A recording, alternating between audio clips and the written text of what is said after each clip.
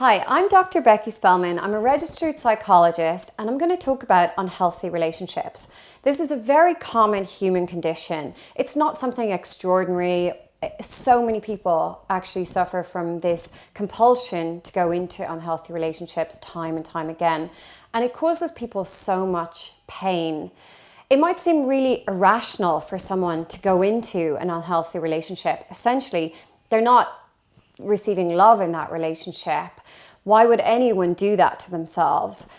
Well, the clues are rooted in the past. People go for what is familiar to them. They tend to repeat their first experiences of love. And people's first experiences of love are in their early upbringing, the caregiving they've received. How were their parents towards them?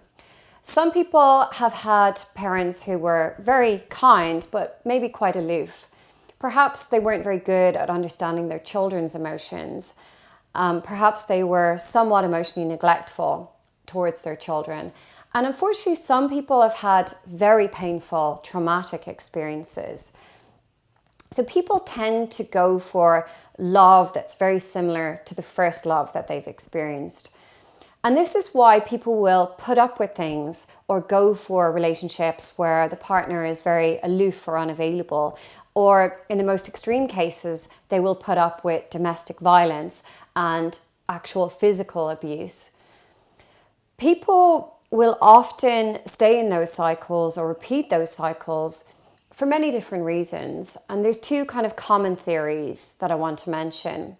One theory is a Freudian theory called repetition compulsion, where people repeat the same experiences over and over in an attempt to try and get it right.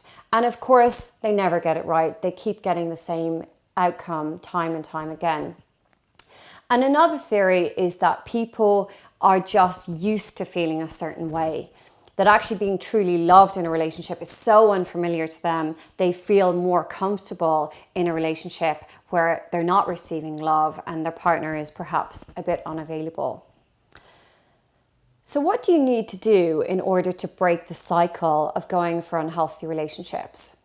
Well, first of all, you have to be aware that you have a tendency to do this. And second, you have to be truly committed to not repeating the same thing again and again.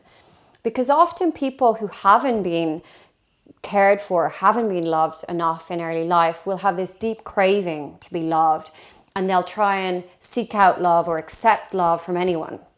In fact, they might be quite needy in their relationships, and this is attracting the wrong kind of person. So they're chasing love in the wrong places and going for partners who really can't love them. Some people, I advise that they need to step back and stay single for a while in order to just reflect upon things and to stop themselves from going or chasing or seeking out desperately to be loved in a direction that's not going to serve them well. I help people to spot the signs of an unhealthy relationship because often it's not obvious. So some people, while they won't go for a relationship where they're being abused either verbally or physically, but they will go for relationships where they're not being respected, where there isn't really mutual respect. And that's a more subtle unhealthy relationship. It's harder for people to spot that actually this is a relationship that's not making them happy and is not serving them well. So when people can start to spot the signs of what is not healthy, they can start to really identify what would a loving relationship look like and what would truly make them happy. What kind of partner do they really want, even if it's so unfamiliar to them, even if they've never had a relationship like that before. They may just see their friends or other people being able to establish very healthy relationships and long-lasting relationships. But this concept might be so alien to the person that they may not even be able to imagine themselves going for a relationship like this. So I help people raise their standards of what they're looking for and to only accept a loving relationship where their emotions are being respected and they're being cared for and that their partner truly loves and cares about them. And if they're not going to be able to find that, I help someone be comfortable with staying single until they can actually find that and being very happy being single rather than desperately chasing love and looking for love in the wrong direction. I've worked with many clients who have the issue of going for unavailable partners or unhealthy relationships. One example is a client that I've worked with for quite a long time, and he was quite obsessed with beauty and going for a lot of models. And his self-esteem was kind of validated by going for these gorgeous girls. And he took a lot of pride and he really enjoyed being able to date beautiful women. But actually they were quite unavailable to him. They didn't consider his emotional needs. They didn't consider his emotions at all. And actually, these women were also quite damaged. They had troubled pasts, and he liked to play helper to these women. So it was kind of a compulsive caregiving type of attraction. He would always try to fix these women. They were absolutely stunning, but quite broken on the inside, and perhaps needed to do a lot of work on themselves.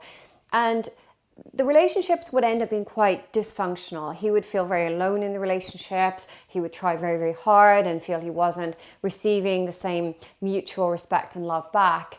And he desperately just wanted to be loved. However, he wasn't going for women who were eligible for him or available to him. And unfortunately, this caused him a lot of unhappiness. But we worked together for quite a long time. I would say that he was in treatment for a year in total. And initially, I just advised him to step back from relationships, stop dating altogether. We talked a lot about his cycles and what type of partners would really make him happy.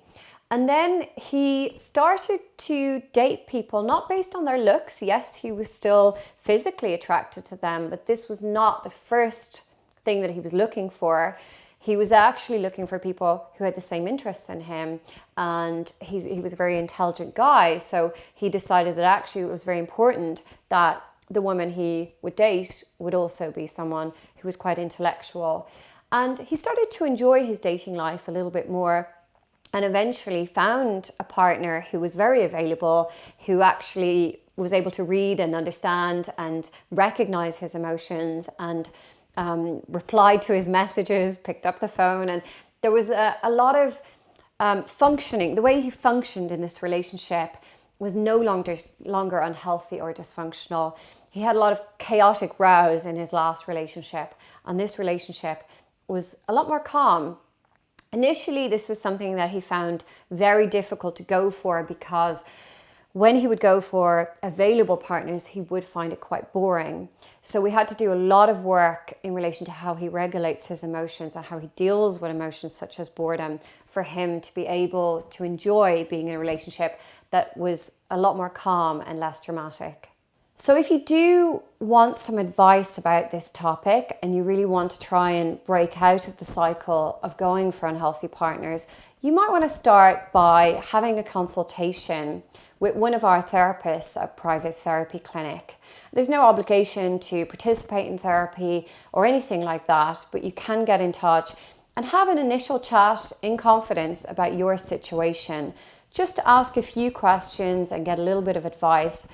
And you may or may not decide to work on this issue at that point, but you will get a little bit of insight into where this problem has come from in the first place. As I've said before, the clues are in your past. And this is something that at some point in your life, you might want to try to break the cycle. It is possible. If you're someone who's particularly attracted or drawn to unhealthy relationships, you can break the cycle, but it takes an awful lot of work and restructuring in the way that you deal with your emotions and in terms of what you'll actually accept from a partner. You do have to change a lot of your behavior in terms of your relationships, and also probably look at your beliefs about relationships as well.